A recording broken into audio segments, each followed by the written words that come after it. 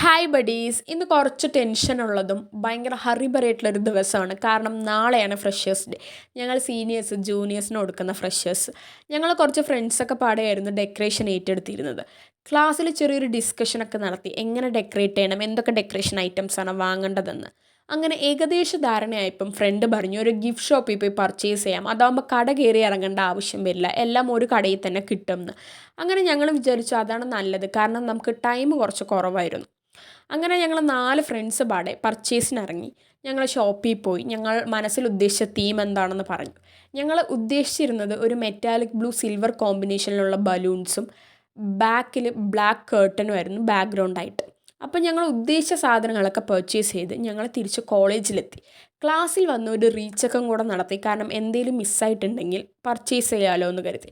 ബലൂൺസും double side ടേപ്പും അങ്ങനെ ഡെക്കറേഷനിൽ ആവശ്യമായിട്ടുള്ള എല്ലാ സാധനങ്ങളും ഉണ്ടോ എന്ന് ചെക്ക് ചെയ്തു. അപ്പോഴേക്കും ഉച്ചയായി. അങ്ങനെ ഞങ്ങൾ ഫുഡൊക്കെ കഴിച്ചിരുന്നു. അപ്പോൾ ഇന്ന് ഇത്രയൊക്കെയുള്ളൂ. By buddies.